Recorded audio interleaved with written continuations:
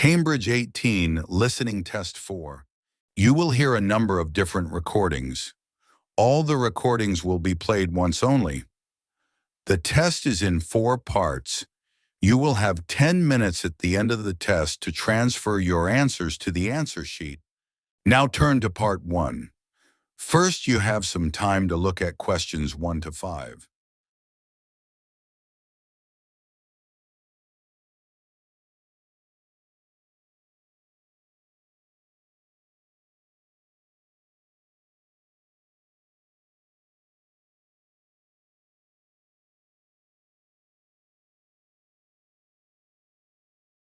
Listen carefully and answer questions 1 to 5. Hello? Oh, hello. Is that Julie Davison? Yes. This is Greg Preston from the employment agency. We met last week when you came in to inquire about office work. Oh, that's right. Now, we've just had some details come in of a job which might interest you. Okay. So this is a position for a receptionist. I believe you've done that sort of work before? Yes, I have. I worked in a sports centre for a couple of years before I got married and had the children. Right. Well, this job's in Fordham, so not too far away for you, and it's at the medical centre there. Okay. So where exactly is that? It's quite near the station on Chastens Road. Sorry? Chastens Road. That's CHASTONS.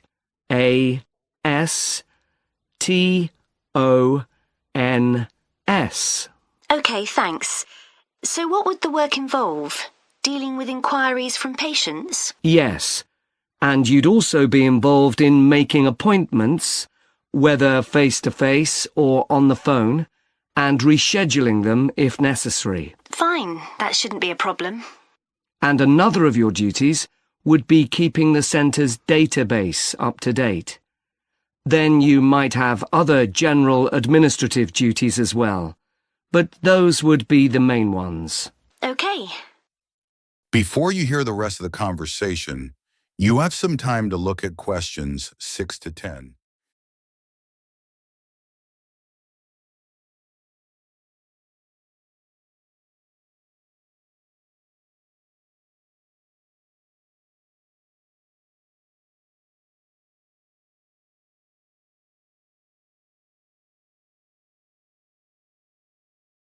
Now listen and answer questions 6 to 10. Now, when the details came in, I immediately thought of you because one thing they do require is someone with experience. And you did mention your work at the sports centre when you came in to see us. Yes, in fact I enjoyed that job.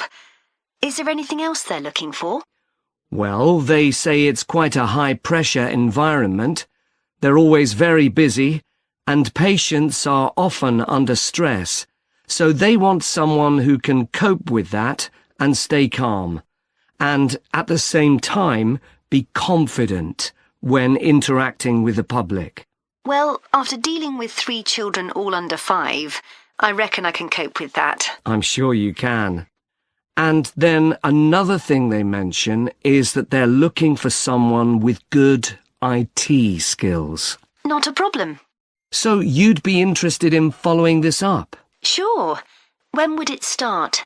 Well, they're looking for someone from the beginning of next month.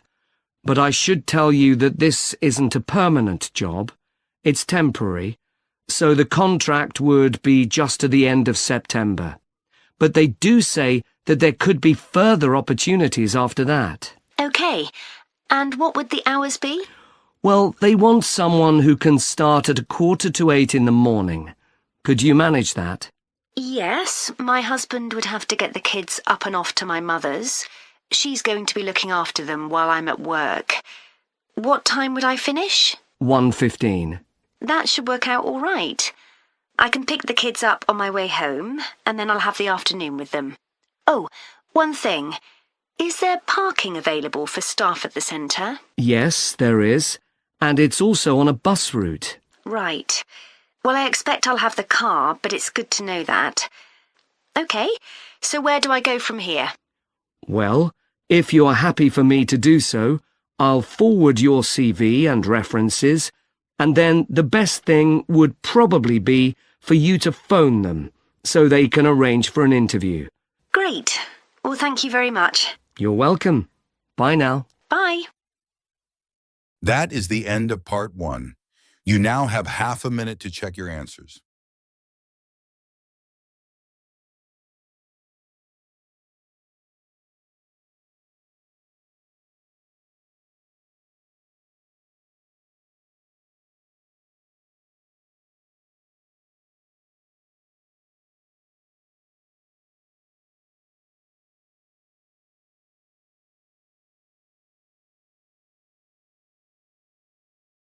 Now turn to part 2.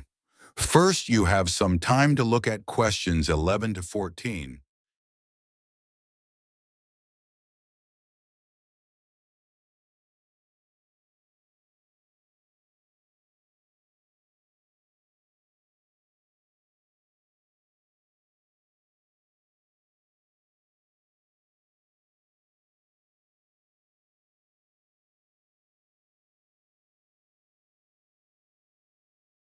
Now listen and answer questions 11 to 14.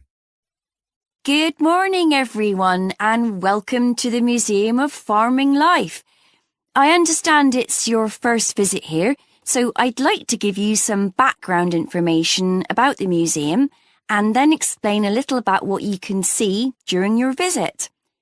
So, where we're standing at the moment is the entrance to a large building that was constructed in 1880 as the home of a local businessman, Alfred Palmer, of the Palmer Biscuit Factory. It was later sold and became a hall of residence for students in 1911 and a museum in 1951.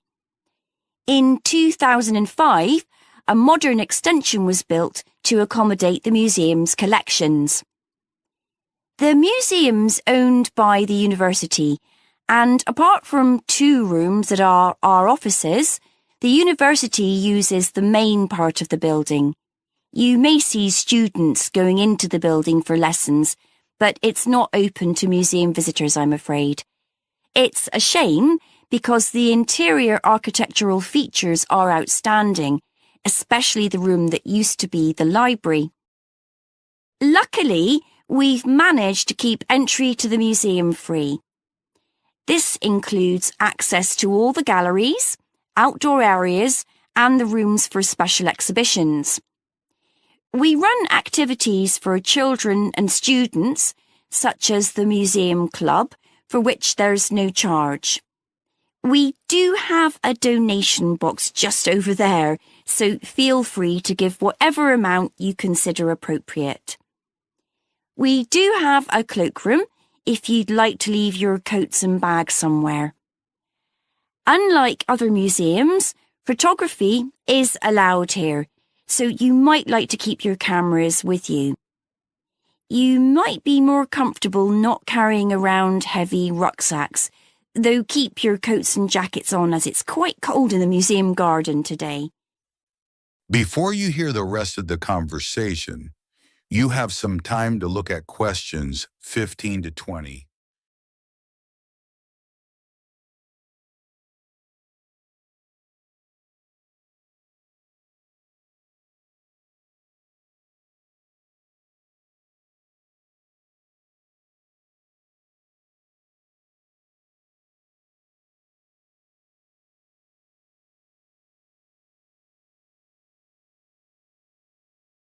Now listen and answer questions 15 to 20. I'd like to tell you about the different areas of the museum. Just inside and outside the main gallery, we have an area called 4 Seasons.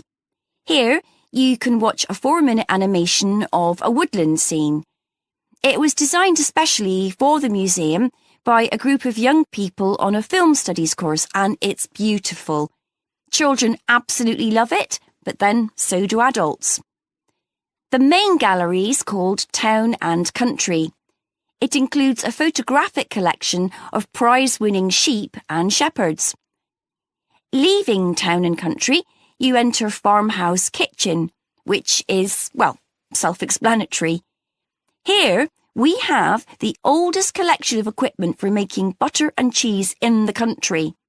And this morning, a specialist cheesemaker will be giving demonstrations of how it's produced. You may even get to try some. After that, you can go in two directions. To the right is a staircase that takes you up to a landing from where you can look down on the galleries. To the left is a room called A Year on the Farm. There is lots of seating here, as sometimes we use the room for school visits, so it's a good place to stop for a rest. If you're feeling competitive, you can take our memory test, in which you answer questions about things you've seen in the museum. The next area is called Wagon Walk. This contains farm carts from nearly every part of the country. It's surprising how much regional variation there was. Beside the carts are display boards with information about each one. The carts are old and fragile, so we ask you to keep your children close to you and ensure they don't climb on the carts. From Wagon Walk, you can either make your way back to reception or go out into the garden, or even go back to take another look in the galleries. In the far corner of the garden is Bees Are Magic, but we're redeveloping this area, so you can't visit that at the moment. You can still buy our honey in the shop, though. Finally, there's the pond, which contains all kinds of interesting wildlife. There are baby ducks that are only a few days old, as well as tiny frogs. The pond isn't deep, and there is a fence around it, so it's perfectly safe for children. That is the end of part 2. You now have half a minute to check your answers.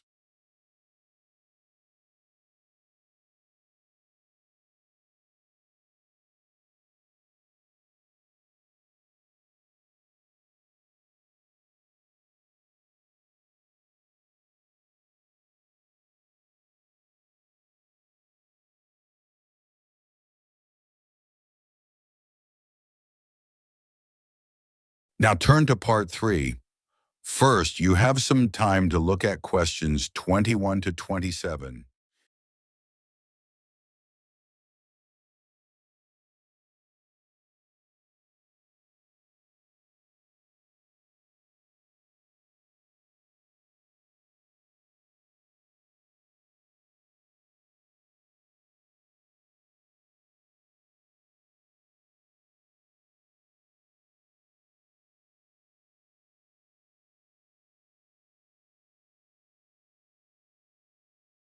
Now listen and answer questions 21 to 27.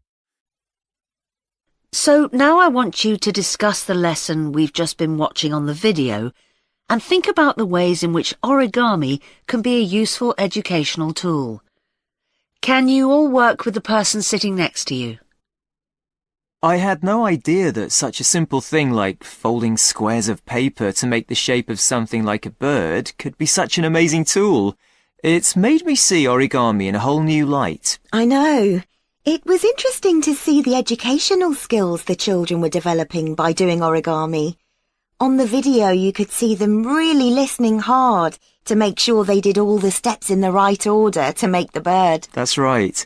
In this lesson, they were working individually, but it would also be interesting to see if the children could work out how to make something simple without being given any direction.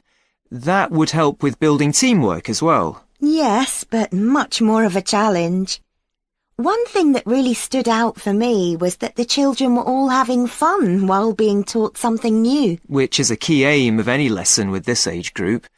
And although these kids had no problems with folding the paper, with younger children you could do origami to help practice fine motor skills. Absolutely. Shall we talk about the individual children we saw on the video? I wrote all their names down and took some notes. Yes, I did too. Okay, good. Let's start with Sid. He was interesting because before they started doing the origami, he was being quite disruptive. Yes, he really benefited from having to use his hands. It helped him to settle down and start concentrating. Yes, I noticed that too. What about Jack?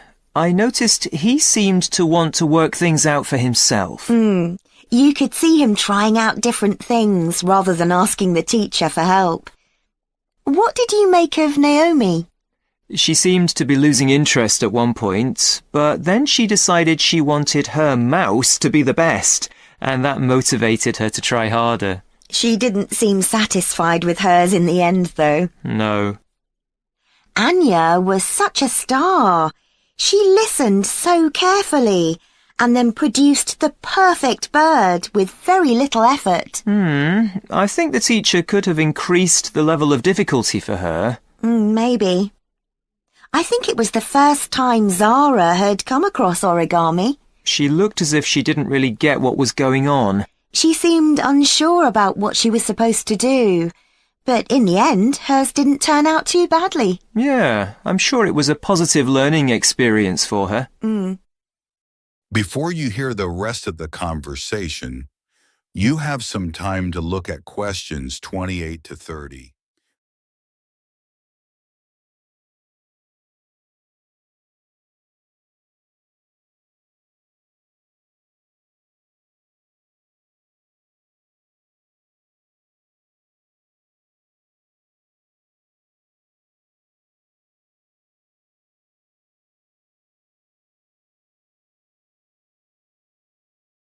Now listen and answer questions 28 to 30.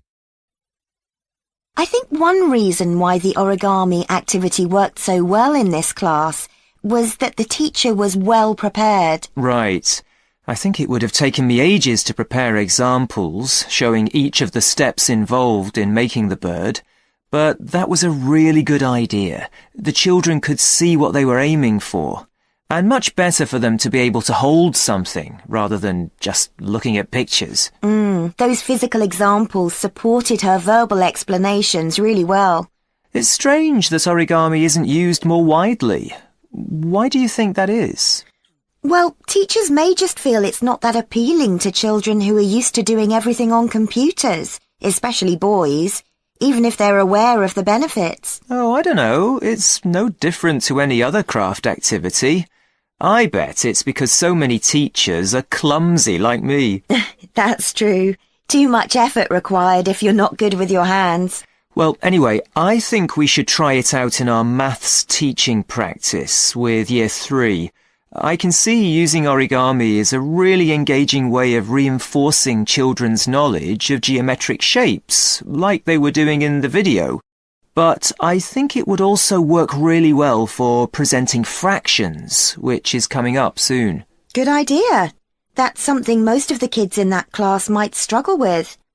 Origami would also be good practice for using symmetry, but I think they did that last term. Okay, well, let's try and get some ideas together and plan the lesson next week. Okay, if you could also... That is the end of part 3. You now have half a minute to check your answers.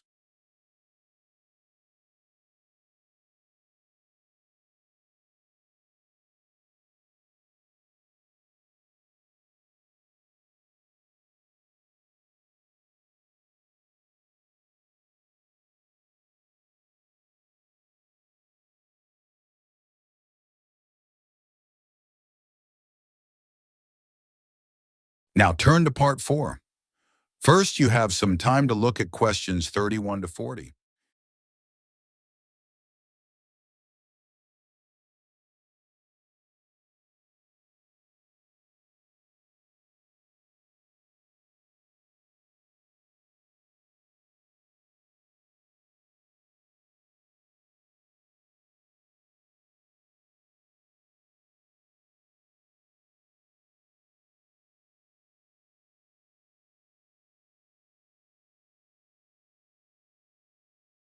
Now listen and answer questions 31 to 40. The person I've chosen to talk about is the French writer Victor Hugo. Many people have heard of him because his novel, Les Miserables, which he wrote in 1862, is famous around the world.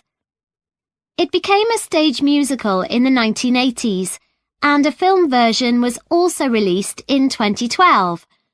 So some of us, I'm sure, have a pretty general idea of the plot, but we know much less about the author.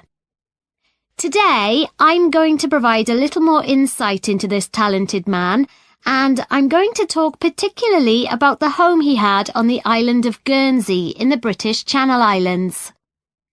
But first, his early career. As I've said, he was a writer.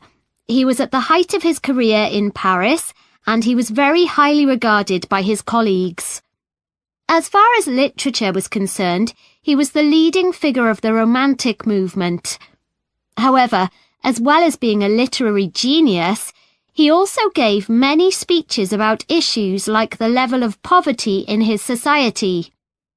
He felt very strongly about this and about other areas where change was needed, like education.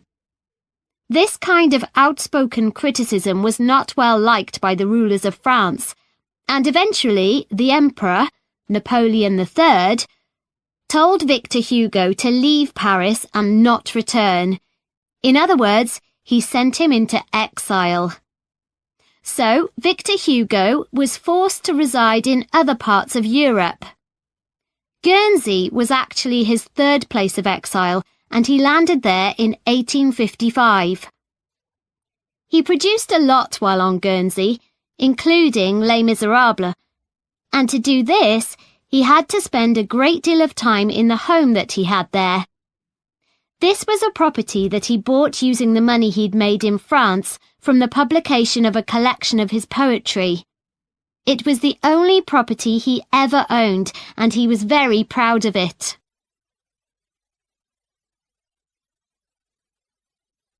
The property Victor Hugo bought on Guernsey was a large 5-story house in the capital town of St. Peter Port, and he lived there for 15 years, returning to France in 1870 when Napoleon's empire collapsed. He decorated and furnished each level or floor of the house in unique and wonderful ways, and many people consider the inside of the house to be a work of art. Today, it's a museum that attracts 200,000 visitors a year. He lived in the house with his family, and portraits of its members still hang in rooms on the ground floor, along with drawings that he did during his travels that he felt were important to him. In other ground floor rooms, there are huge tapestries that he would have designed and loved. The walls are covered in dark wood panelling that Victor Hugo created himself using wooden furniture that he bought in the market. The items were relatively inexpensive, and he used them to create intricate carvings. They gave an atmosphere on the lower level that was shadowy and rather solemn. On the next level of the house, there are 2 impressive lounges where he entertained his guests.